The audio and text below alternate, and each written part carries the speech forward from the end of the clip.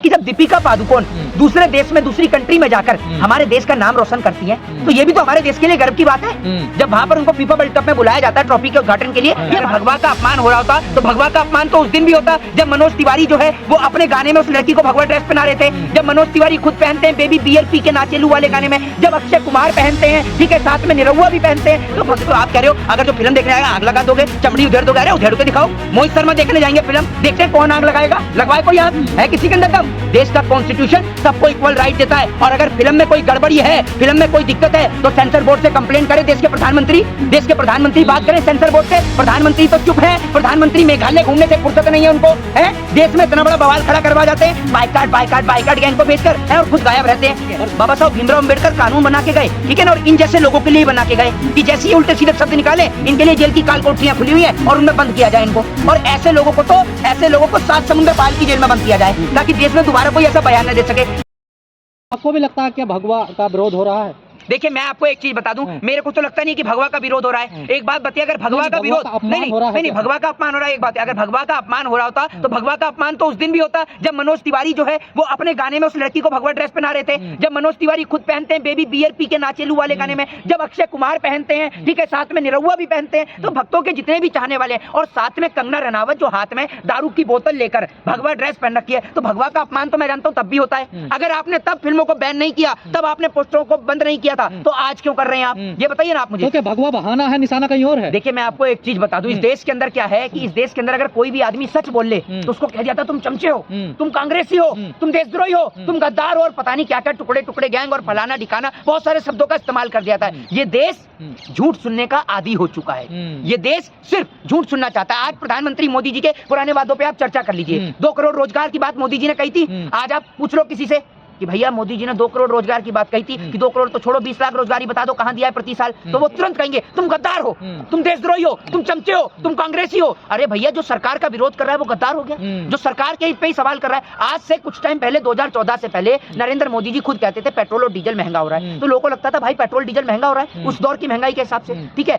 उस टाइम पे सिलेंडर बहुत ही इनका नारा भी लगा था कि बहुत हुई रसोई गैस पे मार, अब की बार मोदी सरकार, आपने सुना होगा, बहुत हुई महंगाई की मार, अब की बार मोदी सरकार। लोगों ने वोट दिया मोदी जी को, सरकार में लेकर आए, लेकिन आज पूछ लो कि भैया आपने तो होली दिवाली के पठान मूवी का समर्थन कर रहे हैं। देखिए मैं आपको एक चीज बताता हूँ, समर्थन या विरोध, ठीक है, इस पहली बात तो आप लोगों के विरोध करने से कोई तर्क और तथ्य निकलता ही नहीं है। आप विरोध किस चीज का कर रहे हैं, किस चीज का कर रहे हैं? कह रहे भगवा रंग को बेशरम रंग बोला। आप एक बात मुझे बताइए, एक बात आप मुझे बताइए कि आप भगवा रंग का, मैंने आपको बताया ना इतने सारे लोगों का उदाहरण देकर। दूसरी बात यह है कि जब दीपिका पादुकोण दूसरे देश में दूसरी कंट्री में जाकर हमारे देश का नाम रोशन करती है, तो ये भी तो हमारे देश के लिए गर्व की बात है।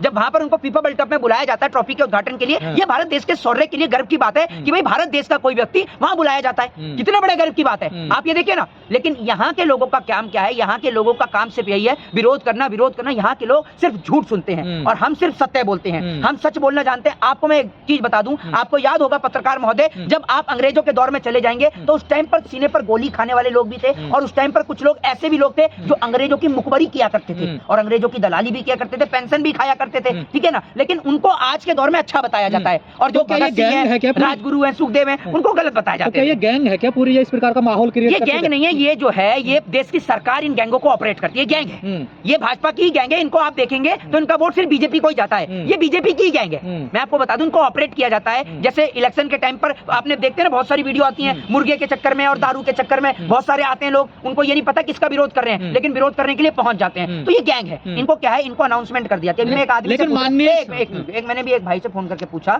तो मैं वो बता रहा मुझे, कह रहा, मैंने कहा भाई साहब आजकल तो बहुत काम चल नहीं रहा है, क्या कर रहे हो आप आजकल? कह रहा भैया हमारा तो काम चल नहीं रहा है, मैं तो यही कर रहा हूँ कि 500 और 1000 मिल जाते हैं बाइकाट करने के, तो मैं तो बाइकाट ही कर रहा हूँ सोशल मीडिया पर। लेकिन माननीय सांसद प्रज्ञा ठाकुर कह रही है कि जो इस मूवी को देखेगा वो सच्चा हिंदू नहीं है। नहीं भाई, आप एक बात मुझे बताइए, सच्चा हिंदू तो वो नहीं था जिसने हाथरस में जब बेटी के साथ बलात्कार हुआ उसके लिए आवाज नहीं उठाई। सच्चा हिंदू वो नहीं था जिसने जब एक हिंदू बेटी के साथ में यहाँ पर उसके ऊपर तेजाब गिर दिया जाता है, एसिड गिर दिया जाता है, उसके लिए आवाज नहीं उठाई। जब वो सच्चा हिंदू नहीं था जो इस देश के अंदर जब अपमानित किया गया, जब बहन बेटियों को, आपने देखा ना कि कर्नाटक के अंदर एक बहन बेटी जो है वो टंकी से पानी पी लेती है तो उस टंकी को गौमूत्र से धोया जाता है। मोदी जी जिस तरह से अयोध्या के साधु कह रहे कि चमड़ी उधेड़ दिया जाएगा, आग अगर मिल गया तो आग लगा देंगे। नहीं, एक बात आप मुझे सुन लीजिए, एक बात आप मुझे बताइए। नहीं, आप जो कह रहे हैं कि चमड़ी उधेड़ देंगे, ये साधु का शब्द है? कम कर ये साधु का शब्द है, ये चमड़ी उधेड़ना साधु का शब्द है। साधु को इस प्रकार की भाषा शोभा देती है?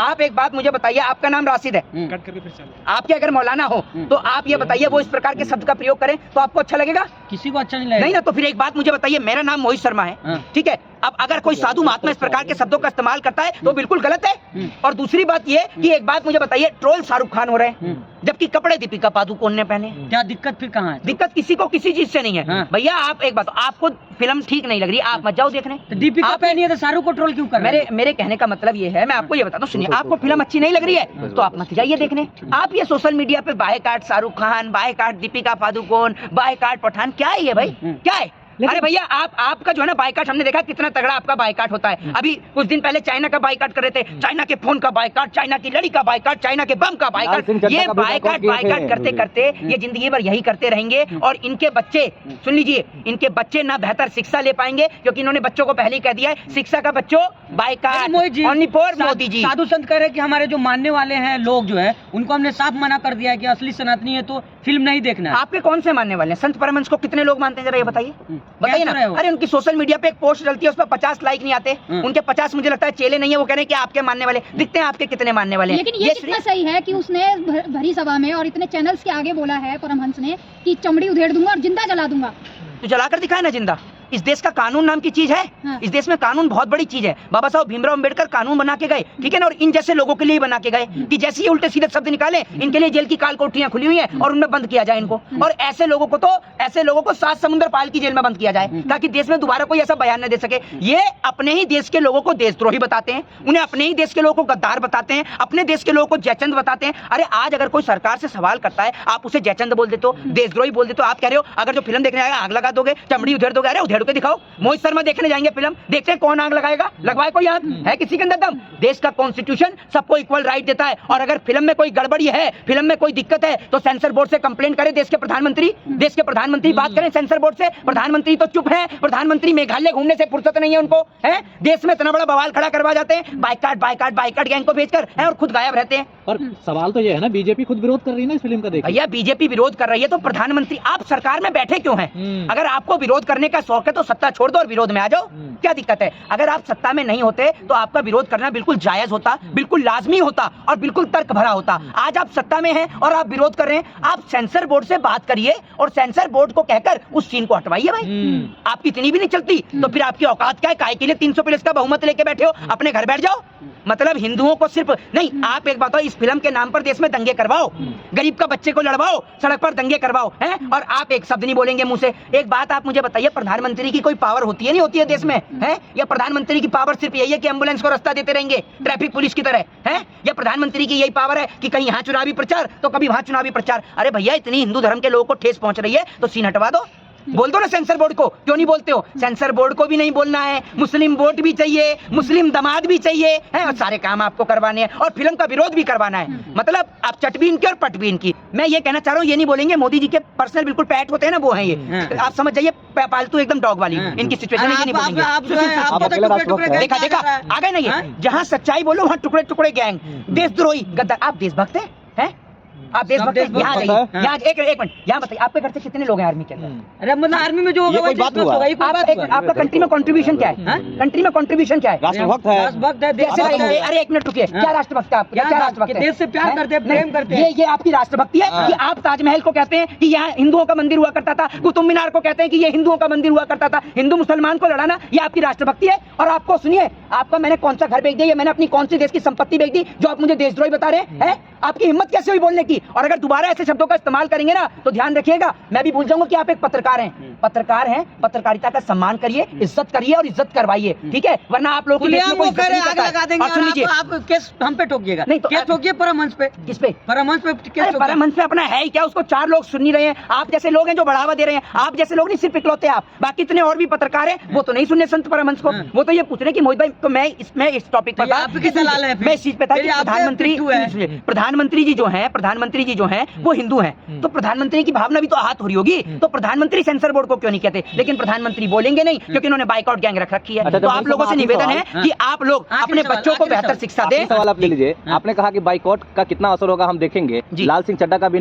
लोगों ने जबरदस्त बाइकआउट किया था और उसका असर पता है क्या हुआ था? देखिए मैं आपको बताता हूँ, उस टाइम पर देश में सिचुएशन अलग थी और फिल्म फ्लॉप जाए या सुपर हिट जाए या सुपर डुपर हिट जाए वो मैटर ही नहीं करता है। मैटर ये करता है कि आप लोगों का उद्देश्य क्या है। आप लोग शिक्षा पे चर्चा नहीं करते। कल इलाहाबाद विश्वविद्यालय के अंदर छात्रों को मारा गया, क्या उनकी आवाज उठाने वाला देश में कोई है?